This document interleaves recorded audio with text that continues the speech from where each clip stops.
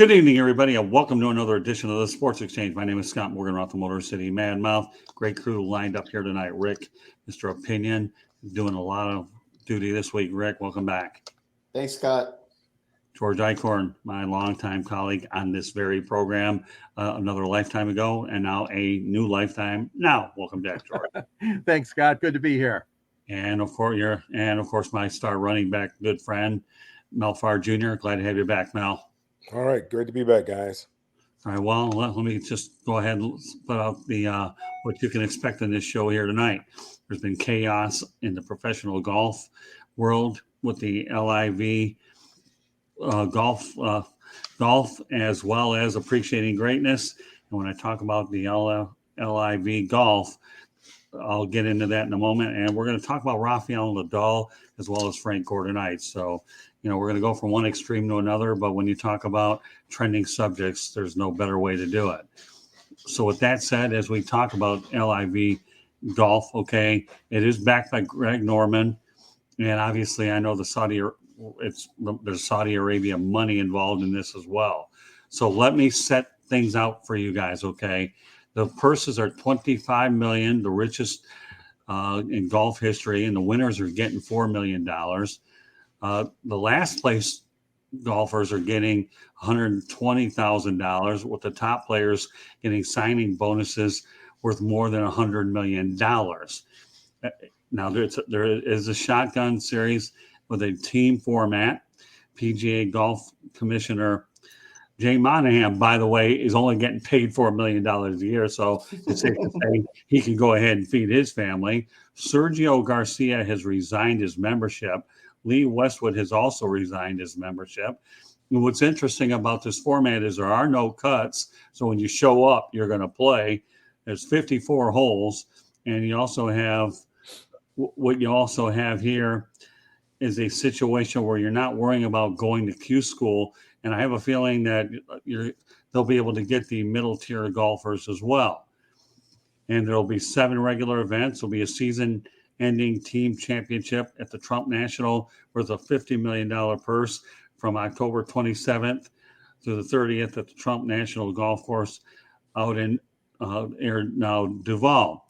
Now, again, mind you, the PGA Tour has responded by suspending 17 golfers from all events today. And as I continue to look at this whole thing, it just blows me away on a lot of different fronts because, as I told you, there's a shotgun start, the team format. So it kind of gives you that Ryder Cup approach a little bit where they have a little bit of everything. Now, as I talk about the fact that this is a major competitor for the PGA, let me go ahead and mention some of the names that are involved. Phil Mickelson, obviously, is one of the big kingpins of this whole deal.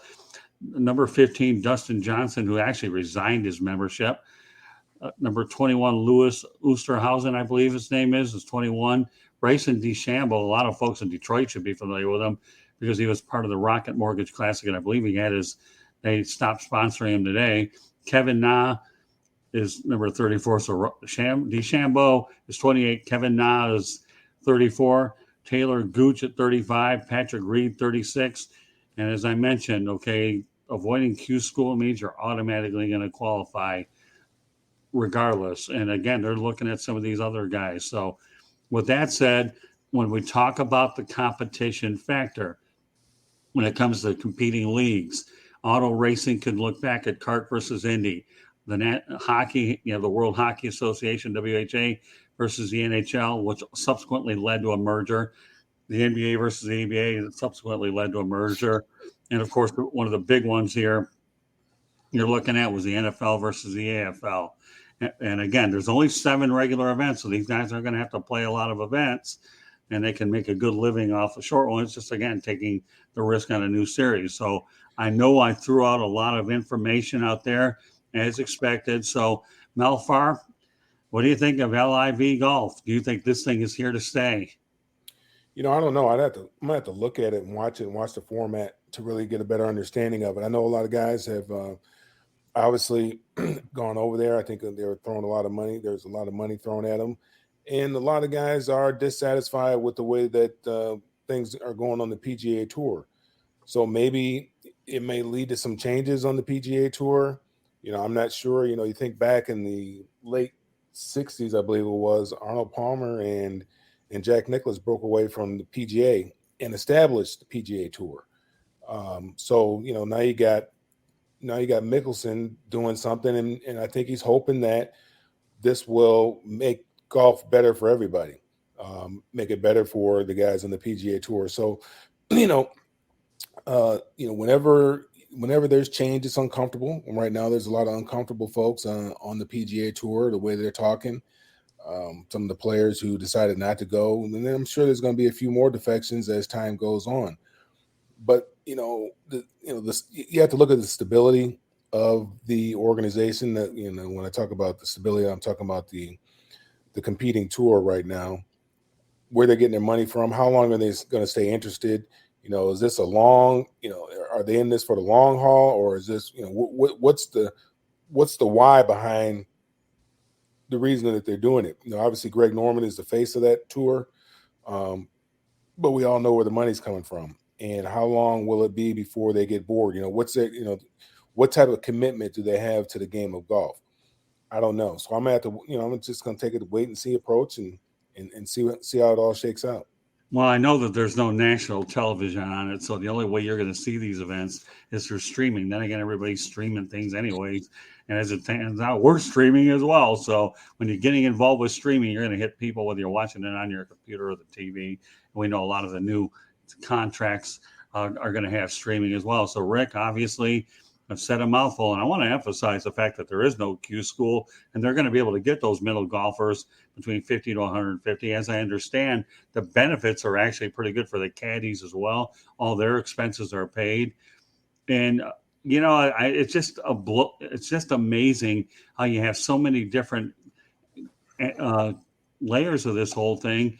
And the fact that they're getting these top players with $100 million signing bonus, my goodness, Rick.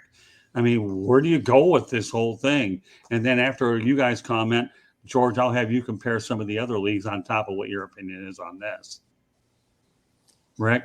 So, yeah, it's crazy. The PGA got some competition finally, and I hope it works out. This sounds pretty interesting. I haven't watched a golf game since probably Tiger Woods was in his prime.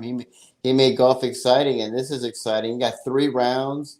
No, there's no cut. You got these big names like Dustin Johnson, huge name, Mickelson, Norman. I mean, these are big household legendary names, that are going to another golf organization that's competing with the PGA. And the PGA, they are totally being threatened right now. They totally threw the hammer on these guys and pretty much have barred them from ever being in the PGA again. So it's amazing. I hope it lasts. It's just, $100 million. Who wouldn't take that? And I think Dustin Johnson actually made more money from this than Tiger Woods has made in his whole earnings with the PGA. So that's what makes it astounding. It's the money, and it's just something different, and it's an easier schedule. Who wouldn't take it? Now the question is, will it last? I hope it does. I hope it's not like a 2-3 year thing and it just fades away, and then what happens? So good for them. And the PGA, it's probably good that they need some competition and make their brand more interesting, because it's quite boring, to be quite honest with you. So we'll see what happens, but stay tuned. It's gotten very, very interesting. Before I let George Eichorn get involved, I can't remember the last time I actually did a broadcast on golf. So if I'm going to the level that I'm doing a broadcast on golf, the subject has an awful lot of meat. And it's very interesting because, again, this is the kind of thing that, as we all look back at leagues that have competed with each other, now we have real competition with golf for a change. I'm not talking about the European Tour or, where they cross over to the majors. And there's still a lot of things that we don't know how the majors are going to react. Now, from what I hear, the PGA Championship won't allow these guys in, but we don't know about the U.S. Open. We don't know about the Open as well as the other ones. I think you go ahead, George, fill in the Grand Slams here with these. Well, this is a seismic earthquake in the world of golf. No question about it, guys. Um, and you know what? It is now affecting, like you alluded to earlier, Scott, it's affecting these tournaments like the Quicken Loans Open here in Detroit, which they've worked so hard is to bring back to the Detroit Golf Club the last several years. And now, as you mentioned, Scott, they lost one of their faces, which is Bryson DeChambeau. And also Phil Mickelson played at the Open here in Detroit last year. So what this is affecting also a lot of the tournament tour stops, as I mentioned, Detroit and Fort Worth and Bethesda, Maryland, wherever they're going. Of course, some of them have already taken place, as a good portion of the tour is already over.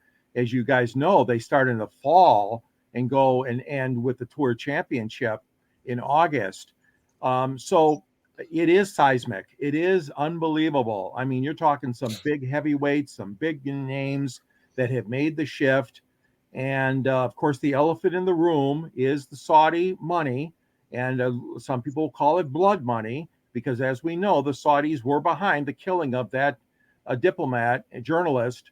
There's a lot of people that are very upset with Greg Norman, for going with this Saudi venture because the Saudis have never come clean on why they killed that journalist. And I know a lot of people are very upset and won't give this tour the time of day. But politics aside, you brought up a good point, Scott. This brings back memories of those rival leagues, as you talked about, with CART and IndyCars, and with the NFL and the AFL.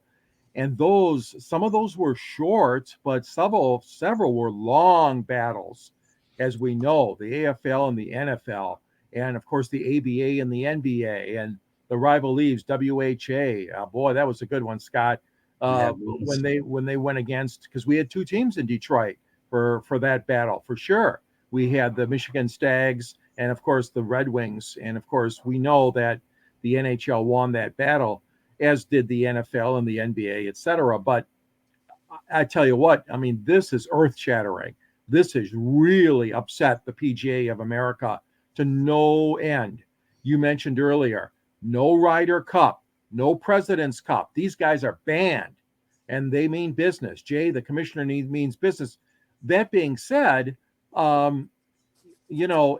it's going to be very upsetting to the fans if they don't get a chance to see some of their champions and their favorite guys playing in some of these big tournaments and these Grand Slam events. Well, we talk about some of these other leagues in the past. The NFL and the AFL got the best outcome they could because they merged, and you had the NFC versus the AFC, so you didn't lose anything there, but that was huge. And I know the USFL was attempting to make that move, but it didn't work because they were obviously in a spring league, so that's why I never even brought them up. But the WHA versus the NHL is different. I'll tell you why. Bobby Hall goes to the Winnipeg Jets. Gordie Howe, goes to at that time, the New England/Hartford Whalers, And the list, I think a bunch of other guys went in there. I'm not going to get into a name-dropping contest with the WHA, but they were landing marquee names. In fact, Gordie Howe went to the WHA initially with the Houston Aeros so he could play with the Suns. Yeah. And I think there was some I believe, was it Jerry Cheevers, I think, went there? Or there were a lot of big names that subsequently made the move to the WHA. In fact, for that matter, Wayne Gretzky got his start in the WHA. So when we talk about that one being the biggest impact of the other ones, the NBA, obviously, they had Dr. Julius Erving came over, but he was with the New York Nets. And then they couldn't afford them in the NBA, and they got moved over to Philadelphia. So you were able to bring out a lot of great talent. You had the dispersal draft. So, again, competition is good. It's just sometimes leagues or organizations definitely get, rattled by it. And I can tell you, like you said, George, the word seismic to me is a perfect adjective to describe the state of the PGA Tour versus LIV. Yeah, I'm not going to say moralistically it was right by what the Saudis are. This is not a political show. All we're trying to do is talk about the competition factor amongst leagues where you can make a lot of money, let alone the fact that, one that's only playing 7 or 8 events all year, there's no crime in wanting to feed your family. and some of these events are being played on American soil. So, to me, it's just unbelievable. You're right, and they think they've got 3 events so far scheduled in the United States, and listen, if this continues, they get big names like this. They're going to expand to bigger things. I mean, they're going to probably have 10 events before too long. Maybe only 7 are scheduled or whatever it is now. And if this continues, like you said, they're waving this big money in front of these players. There's going to be a lot more they're going to want to jump, and who knows? I mean, I think it could grow even bigger and become even more of a rival than it is as it appears right now. Well, sure, it's your first year only has so many events, but when you think about the season-ending championship ending at Trump National with a $50 million purse from October 27th to the 30th out in Doral, that's unbelievable. I'm not even talking about Donald Trump, but we all know that Doral is known for the Blue Monster? Yes. That's a pretty challenging course for what I know. And so you've got that marquee event at the very end of the year. So yeah, you're only talking maybe 7-8 events so far this year because they're just starting this whole thing. It makes you wonder where everything is going to go thereafter. And again, I'm really curious about where the major events are going to take. So Rick, any closing thoughts on this seismic move in the golf world? Oh, I hope it works out because I'll watch it. I'm interested, and I'm not a golf fan at all. I haven't watched a golf game since Tiger Woods, and like I said, the PGA has just been absolutely boring. They got these old archaic rules that have been around for 100 years, and these new golfers now are like, show me the money, and they could care less about the politics. It's it's not politics. It's just about who's paying more money, who's making an easier schedule. You can't really blame them for going there, and a lot of them have been dissatisfied with the PGA. And eventually, if this thing does grow, like George says, I can see like a major championships going there. Maybe they'll have their own PGA, their own, Augusta. They'll have their own, U.S. Open or some type like that. So wait to see what happens. But like if this continues to grow and grow, absolutely more names will follow. And I mean, maybe Tiger. I mean, who knows? Tiger goes there. I know he's been offered all that money, but he turned it down. But wouldn't be surprised if he goes there in a couple of years. Mel, some thoughts? I know you're taking a wait and see approach on this whole thing, as a lot of people really are. Again, this is something relatively new to everybody. But again, the competition factor. And I think the one point you mentioned, Mel, that, is this. If it improves the conditions on the PGA Golf Tour, then I think it's a winner right there. Don't you think, Mel? Well, I mean, I don't know what the players' gripes are. I've never talked to a PGA player. I really haven't heard a lot about what their gripes are with the tour right now, whether it's the schedule, whether it's the cuts, whether it's the number of rounds they play. I don't know. I don't really know what their gripes are. They've not been very vocal about what kind of issues they had with the PGA Tour, other than Sergio Garcia that one particular time was upset about having to take a penalty stroke or something like that because he took too much time finding his ball, and he said he couldn't wait to leave the tour during that tournament. But so I really don't know what the gripes are. But these leagues, these spinoff leagues have, it's always been difficult, but there has been good that has come out of it. When the WFL formed, and their big thing was they're throwing a lot of money at NFL players to come over to play in the WFL. You remember, Larry Zonka, Jim Kick, and Paul Warfield left, and they asked Zonka what did he want. He said, "I want $1 million," and that's what they gave him. He couldn't believe it, and he couldn't turn that down. Jim Kick, they gave him a bunch of money. Warfield, they gave him a bunch of money, but they weren't in it for the long haul. The guy tried to explain to the owners that they're going to lose money the first number of years, and they needed to be prepared to do that. Well, once those owners started losing money, they jumped ship. They abandoned ship, and kind of left the players hanging out there. So we know the Saudis have money, but we don't. What is their long-term plan? I don't know what their plan is. What is their exit strategy? Even with the USFL. With Donald Trump, he got a little anxious. If they could have just held in there and not tried to take on the NFL at that particular time, played a couple seasons, because they got big players to come over there. They're getting them out of Yeah. getting them out of college. They had Jim Kelly over there. They had Warren Moon there. I mean, Reggie White was over there. Steve Herschel Young. Walker was there. I mean, they had some big time players in the USFL, but they got impatient. So we have to just see what the strategy is. And again, I don't know what the gripes are now with the NFL. I know Larry Zonka and those guys are very upset with how they were being treated by the NFL. They felt they were not being treated well as players by the NFL. They're viewed more as property than they were as people. And that was the reason why they decided to defect and go with the WFL. Now, it may have changed some working conditions within the NFL that, even though that the league did make it, it may have made the working conditions a little bit better in the NFL than what they were prior to them leaving. So whatever kind of gripes they have right now, they'll have an opportunity to deal with them. Now, the key is, like you said, big name players have to go. Tiger Woods, I doubt he's going to go because he's chasing legacy. Phil Mickelson is a big time player, but Phil really, he's over 50. He's he's really more on the senior tour, even though he still plays on the regular PGA tour. But you start getting some of these, Ricky Fowler's, obviously DeChambeau, he's had some success out there. DJ's had some success out there, obviously, as well. You get a few more of those big name younger guys, in the 30s. Then the PGA Tour is going to have to take a step back and look at themselves. And it's not so much that as Rick's saying that the game is boring. I just get tired of the announcers. They just sound so arrogant to me. And they sound like the PGA Tour, like we're the PGA Tour and we're better than everybody else. And I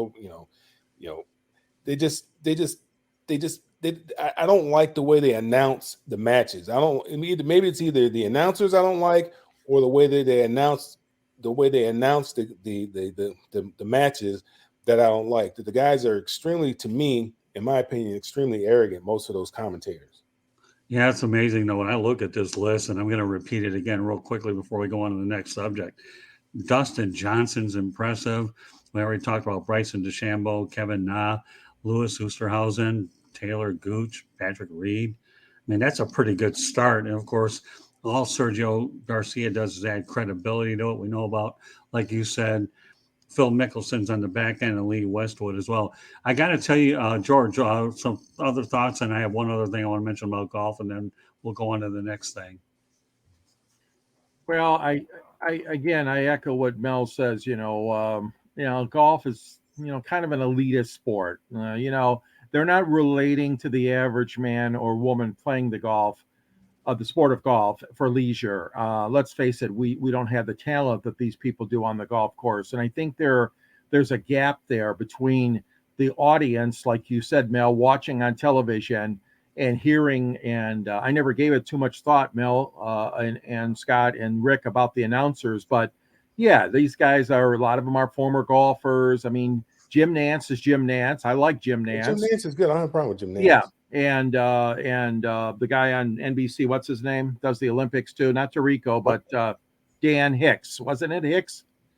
Yeah. He's good. I mean, the old days, gosh, remember Jim McKay and Pat Summerall, Jack Whitaker did such a great job with golf.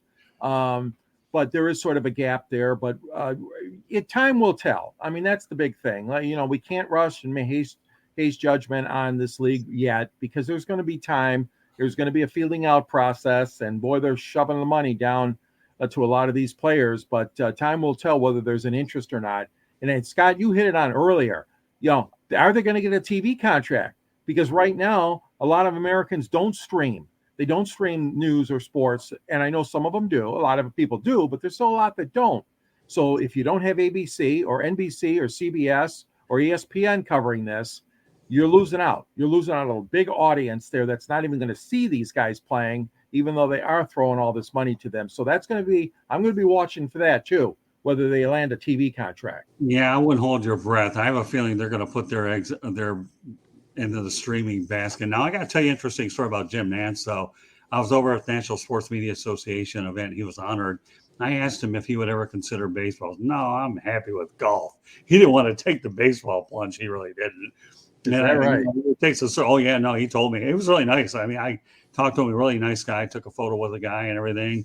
No, he didn't want to take the baseball plunge. In terms of what Mel said, the Memphis Southmen were the ones that signed those former Dolphins players. That was, I believe, it was Jim Kick and Well, Larry they were supposed to go to Zonka. Canada. It was a Canadian. They were going to Canada first, but something happened. I can't remember what it was, and they ended up relocating. Yeah, I know. Yeah, I know who you're talking about. They were the Northmen, and they ended up moving to the Southmen. And actually, the guy who I actually had a chance to talk to was John Bassett at the time, who was the owner of the Tampa Bay Bandits. Really nice guy. I spent time with him because I did cover a USFL championship game. And what was the problem was he had brain tumors, and he didn't have the strength to go ahead and fight Donald Trump and tell him this is not the right move. Donald Trump simply wore him out. John Bassett unfortunately passed away and didn't have the strength to fight it out. But it was too bad. The USFL was a heck of a league, but albeit they were in separate seasons. So, I mean, I'm kind of like you, Rick. I hope this LIV golf does work and it does stimulate more competition. And I think we've cited a lot of good examples. But you know what? When Greg Norman puts his fingerprints on it, people really do have to pay attention if he's involved. I don't think he's just going to get involved. They got some pretty good names involved here. It's not like they went ahead and they're scrapping from nothing looking for credibility. They were able to get it off the bat, and I'll be curious to see what other ones affect. All right, well, what's interesting about where we started is we went from a lightning rod subject to one where we're going to appreciate a little bit of greatness. And we're going to transition over to tennis. Yes, folks, golf and tennis on the same show. And no, I'm not delirious, but these are, how can you not talk about these things over the last week? Rafael Nadal, 14 French Open titles on clay, 22 Grand Slams, a career record of 1,058, 212 for 83.3 percentage, 92 career titles, fourth in open era. And Australian, obviously, his Grand Slam is broken down this way. As I mentioned, 14 French, 2 Australian. You have Wimbledon a couple and U.S. Open 4. And if that wasn't good enough, his doubles record wasn't bad either at 65.1%, 138.74, and 11 more of those. So giving you a lot of numbers to forecast. Who knows how many you'll remember. But I can tell you one thing. His Grand Slams and his win total is unbelievable. Rick, some thoughts about Rafael Nadal?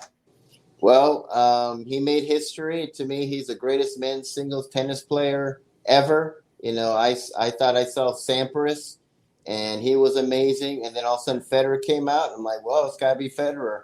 And now it's Nadal. And I know we always say, numbers really don't matter. It doesn't matter how much you win. But how in the world can you discredit 22 championships, 14 on clay? Just right. 14 in the French Open to me is what separates Nadal from Djokovic, who's second, Federer second. I think Sampras is third with 14, Emerson's 12, and Rod Laver has 11. So those are the top 5 there.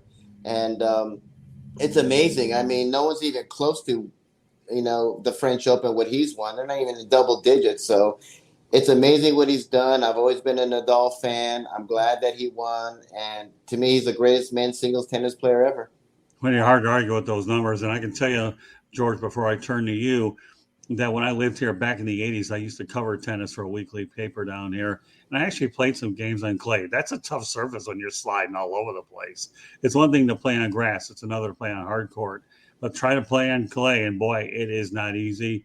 And for this guy to win a Grand Slam 14 times on that very surface, my goodness. But yeah, I think that easily Rafael Nadal can make a case for being arguably the greatest tennis player of all time. I don't care about other sports when you talk about greatness or not because of eras. The one thing that differentiates tennis from other sports, it's an individual sport is what it is versus team sports and eras. So I don't think eras come into play. So with that said, George, some thoughts about Rafael Nadal?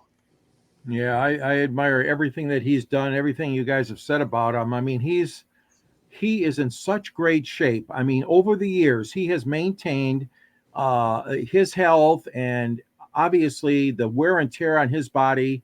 He epitomizes a true athlete. And I'm not taking anything away from anybody else that has played different sports.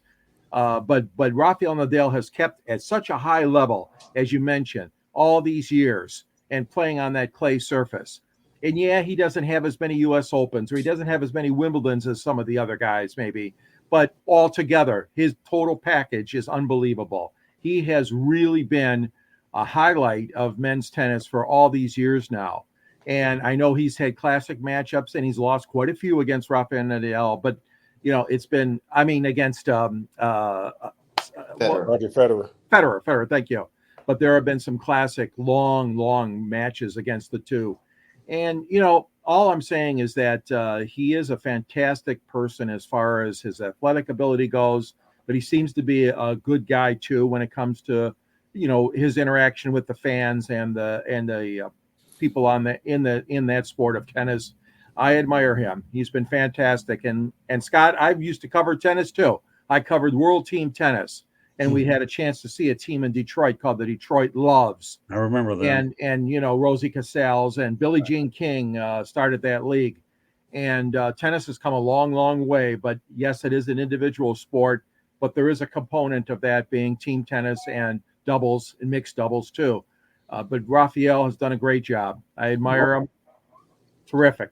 Well, my first project here in Deerfield Beach, Florida, was actually the Linda Carter Maybelline tennis tournament here right in my backyard. Never thought I'd be living in this very city. And I had a chance to meet a lot of the female tennis players, Andrea Jaeger, as well as a bunch of other ones. And then I ended up covering a tournament down in Miami. I believe it was in the Turnberry, the Hamptons, with Jimmy Connors, as you well know in your book, as well as other, and Bjorn Borg. So, and I've covered a lot of them, Jimmy Arias. But, with all due respect, losing Roger Federer isn't the worst thing in the world. I mean, he's a heck of a player. And we all know that tennis is known for the rivalries when you talk about in the past, Jimmy Connors, Bjorn Borg, John McEnroe, all the way what you have now. So, Mel, Rafael Nadal, what can you say about this guy?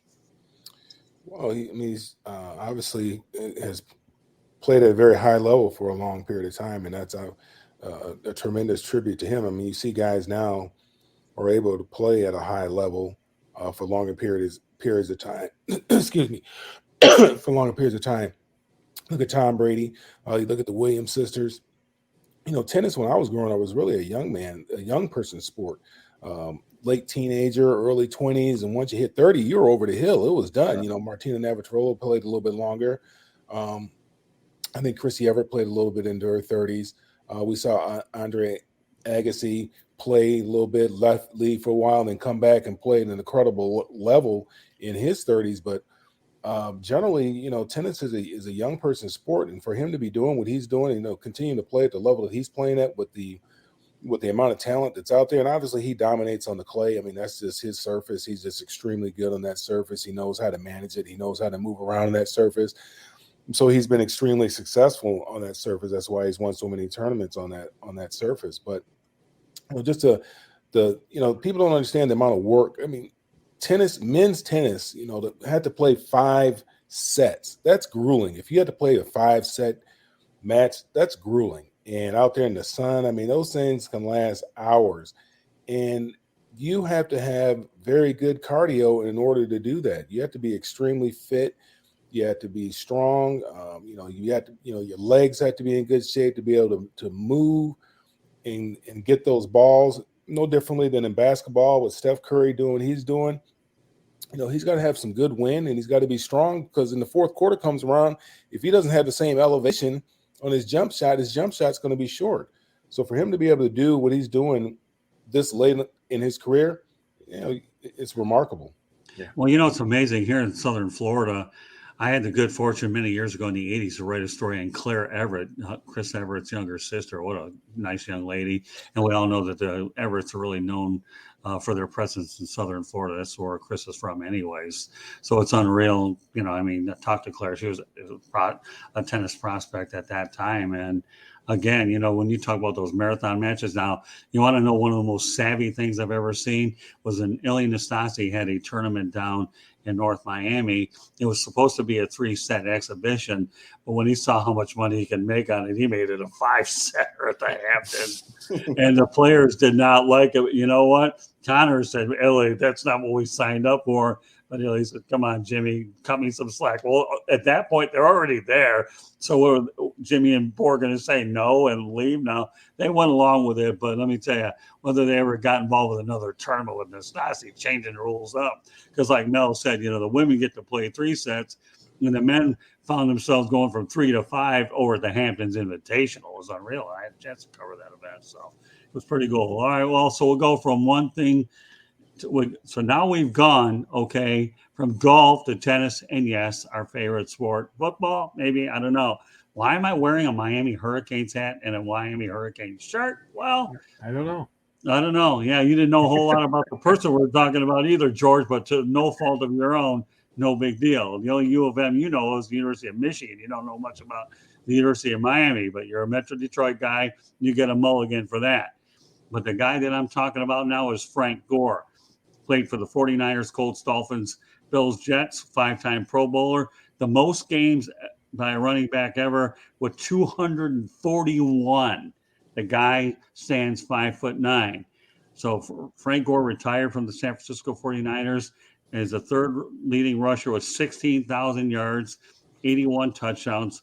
And he also had 484 receptions for 3,985 yards, along with 8 touchdowns. He's 39 years old. His career spanned from 2005 to 2020, all of 15 years. But here's the thing about Frank Gore. He had 2 ACL injuries in college with the Miami Hurricanes. He was a 2005 third-round pick, 65 overall. And his durability was obviously a question mark. And in the eyes of Lee Corso, not so fast, my friend. Okay, don't give up on this guy, you know. And, of course, many years ago, Joe Montana was a third-round pick of the 49ers. So I think the 49ers have had pretty good luck in the third round. So, you know what? I got a running back on the show. I might as well talk to the running back about the running back, Mel. What are your thoughts about Frank Gore? I've always had a tremendous amount of respect for Frank Gore. I liked him in college. I liked him when he was drafted by the 49ers. He's not a flashy guy. Nothing that he does exceptionally well. He just does, everything at a very high level. Great balance. He's not a very big guy, only 5'9", about 210 pounds, somewhere in that area.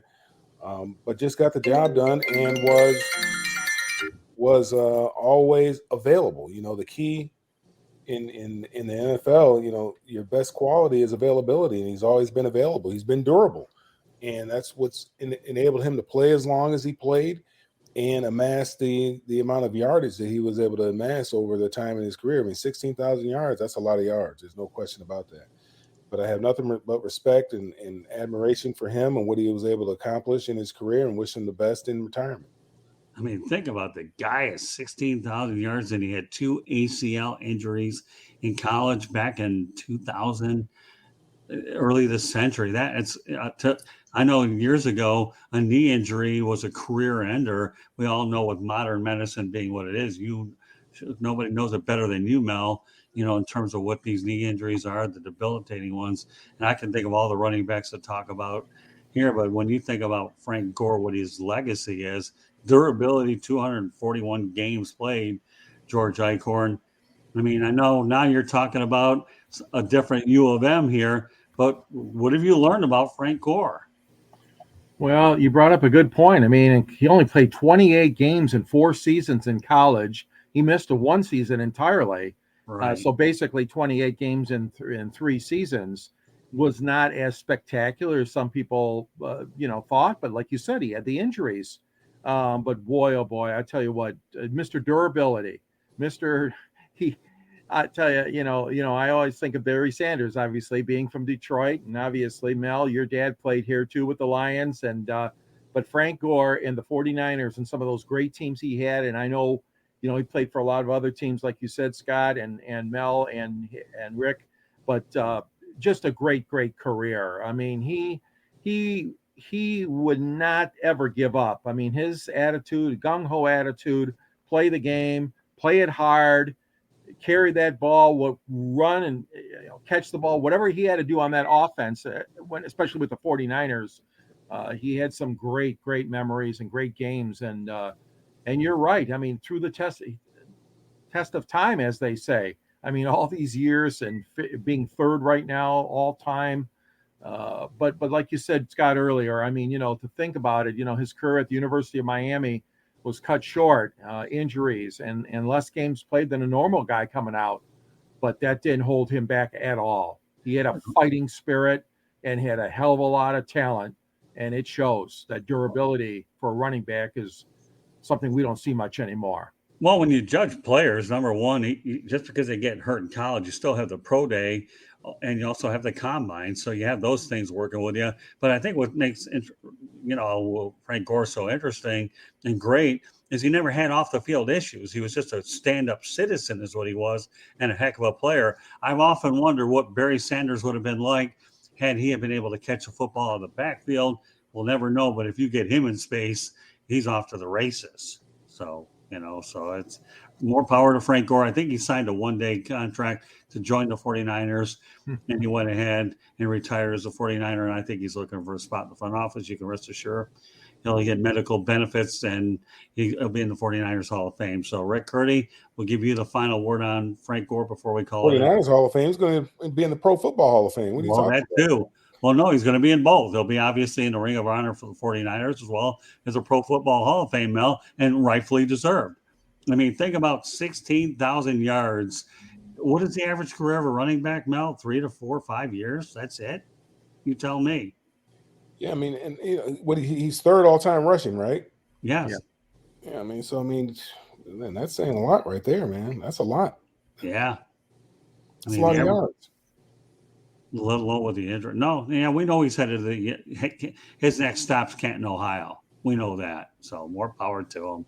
I think he's actually tried his hand in boxing too. I don't know how well that's working out, but everybody's looking to stay competitive in their own way. And I don't think that went very well for him, did it? No, I don't think it did either. But give him an A for effort for trying. He tried. Yeah.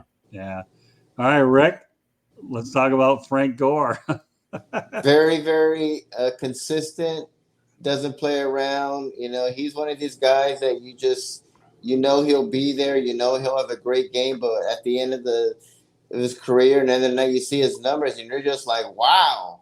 Last night we were talking about Mount Rushmore pitchers, and Don Sun was mentioned, and they were showing Don Sun's numbers, and he was a guy that wasn't impressive. You knew he was a great pitcher, but you see his numbers at the end of his career, and you're like, how in the world did he not get in the Hall of Fame right away? I mean, this guy has all the numbers, and Frank Gore's the same. It's just people just underestimate him, especially with those surgeries. I mean, I'm surprised he didn't go down even further. But I mean, he's been just remarkable, fantastic career. He's got more rushing yards than Barry Sanders, which is mind-boggling to me. The guy was never hurt, never got into trouble, never said. Nothing bad about him. Just went in there, played the game. Very, very humble. He just wants to play. That's all. And just get a win. And that's all he was about. And I think people look back now and say, this guy was like one of the most underrated, most underappreciated NFL players ever. He's going to the Hall of Fame. And we'll see maybe he'll go into broadcasting, coaching, or the front office. We'll see.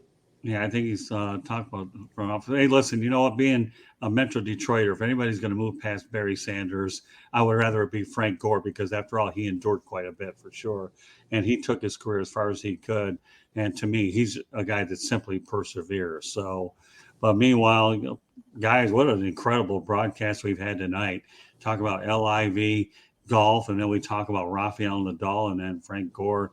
You want to talk about the triple crown of shows tonight with some unbelievable subjects all over the sports world. I think we definitely accomplished that objective as well. So with that said, any closing thoughts real quickly about any of the three things that we talked about? Well, you mentioned about consistency, and that's the word that comes to mind for Gore.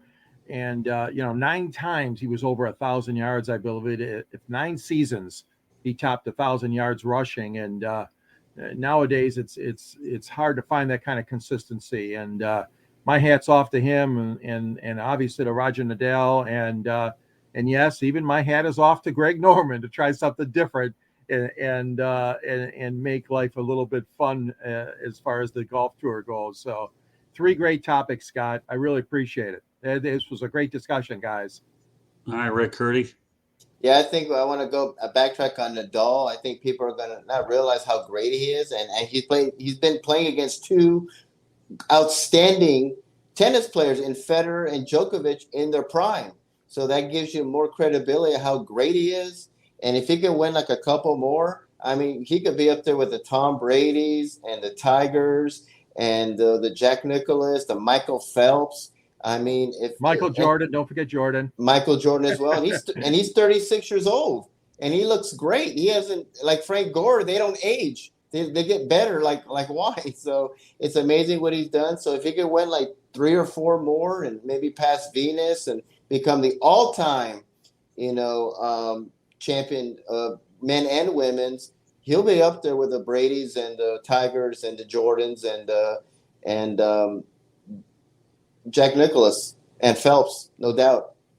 Mel? What was the question, Scott? I was looking Well, at. I just wanted to give you an opportunity Well- to comment on one or all three of the things that we talked about tonight. I mean, I know we're definitely all over the sports world tonight for sure. Well, I was looking at the list and I was trying to think of who was ahead of Frank Gore, and then I see Walter Payton there. I said, man, Walter Payton put up 16,000 yards. I didn't realize he set the bar that high when he left. You just kind of forget about it. And I was just looking at how long he played. I think he played about 13 years, if I'm not mistaken, something like that. And to put up, I know the game was a lot different back then. It was, very running back centric and oriented back then. But again, it's a testament to his durability and availability as well, man. 16,000 yards in that game, man, is a lot of yards, especially for a little bitty guy. I mean, Walter Payton was only about 5'10", maybe 200, something like that. And boy, that's a lot of yards. But, you have to take your hat off to these, to the latter two that we talked about for the longevity. Longevity has a lot to do with being able to, and not just hanging around just to be hanging around. I mean, hanging around and getting things done. Frank Gore was able to get a lot of things accomplished during his career, which probably a lot of people didn't think he'd be able to do because of the injury problems that he had in college, obviously. But talk about somebody, you're just trying to get the most out of your God-given talents. The greatest thing that God gives man is talent. The greatest gift that we give back to God is the full utilization of those talents that we're given. And these are some guys, along with Tom Brady, that have, utilized their talents to the fullest, gotten every bit out of the talent that they were given. And you just have to appreciate that and have to be in awe of what they've been able to do. Now, as far as the tour is concerned, like I said, I'm going to take a wait and see approach to it. Because, again, I really don't know what their gripe was. It seemed like they had a pretty good gig. I've gone to a couple PGA tournaments, and, we went to a U.S. Open a long time ago when it was at Oakland Hills, long time ago. Tiger Woods was, I think Tiger Woods was an amateur at that particular time, and him and his dad were staying at our house, and my mom was dropping him off at the golf course, and we went up there to watch a couple rounds, and we were watching some guy, and I don't know what he was ranked, but I mean, he's walking down the fairway smoking a cigarette, having the time of his life. He's on the PGA Tour. Somebody's carrying his bags, and he's walking down, and he's getting a check. I don't know how bad life could be on the PGA Tour. I don't know. I'm not on the tour. I've never heard any gripes, but it doesn't seem like a bad gig. That's what I'm trying to get my grandsons prepared for, is either a life in the Major League Baseball or the PGA Tour. You don't have to be the most athletic. You don't have to be the most athletically gifted. You just have to have some good hand-eye coordination to play both games. And so that's what I'm trying to get my grandsons prepared to play, is either golf or baseball. Doesn't seem like a bad gig to me. Yeah, what I'll take of this whole thing is I'm just amazed at the fact there's no cuts, 54 holes. And, and I think they're going to get that 50 to 150 type of golfer there in terms of the middle tier is concerned. And, to me, there's just a lot of interesting in the fact But that are people going to want to watch that? That's the thing. Are people going to want to watch that middle tier? It's kind of like the USFL, what we have right now. It's good for the players because they need that live game action. Right. But are people going to really, do you really want to watch a game where, you don't have your superstars, the very, very, very best playing the game, where you don't have the Russell Wilsons, the Aaron Rodgers, the Tom Brady's, all the name people? I mean, are you willing to really invest 3 or 4 hours to watch, the bottom ranked players on the tour? Well, I don't know, 50 to 150 isn't so bottom, especially the 50 part. So it'll just be interesting, some of the names that ultimately come over, depending on how long this league goes on. Yeah. In terms of Rafael Nadal, you know what? I knew he was a heck of a tennis player, but when I'm looking at his numbers, I mean, it makes you appreciate him more to begin with when you consider that tennis is one sport that has one of the best traditions for a long, long period of time when you talk about the Hall of Famers you have there. And what else can I say about Frank Gore? I mean, my goodness, a position which is so demanding where you're lucky to get 3 to 5 years, and this guy tripled it, and he did it so well. So, again, Get a second contract.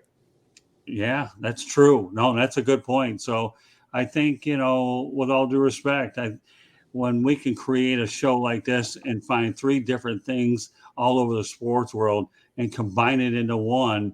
And again, I don't need to pat myself on the back. I've been doing this for 42 years anyways. But I think what I really enjoy about these shows is being able to find different things to keep, that stimulate discussion. And our goal here is to make sure we entertain and inform, regardless of what the subject is, as long as we do it with good intentions and everybody has a fair opportunity to voice their opinion.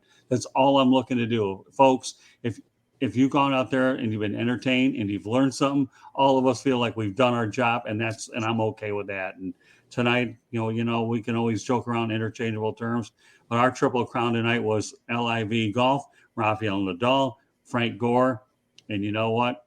Glad to have this crew to break them all down. I think it was certainly a show where you can be a lot more versatile about things.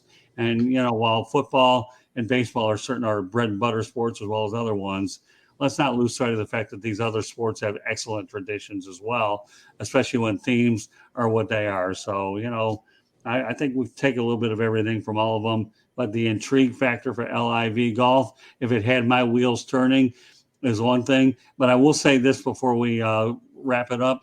Outside the Lines on ESPN, SportsCenter had it. So if they had it on Outside the Lines on ESPN SportsCenter, then you know darn well that they obviously are paying attention to what's going on with this LIV Golf series. And certainly, why not talk about it, because it's certainly worth the time. And like you said, Mel, we'll take a wait and see approach. So with that said, my name is Scott Morganroth. This is the Sports Exchange here, and pleased to be joined by Rick Curti, George Eichorn, Mel Farr Jr. Rick, with that said, why don't you lead off, let everybody know how they can get a hold of you. You can find me on my website at www.charlottebats.com. You can go on there and sign a petition to bring Major League Baseball to Charlotte. I'm also on Facebook at Charlotte MLB, Charlotte Bats Baseball. Instagram is Charlotte Bats, Twitter at Charlotte Bats Baseball. And I'm also on LinkedIn under Rick Curti. If you have any comments or questions, my email address is cltbatsbaseball@gmail.com. George Eichorn. Yes, you can reach me at SNG Sports 99. And also, I'm available on email at gieichorn@yahoo.com. You can get a copy of my book, which is The History of Detroit Sports Broadcasters. And it's a great book, and you would love to have it for less than $20.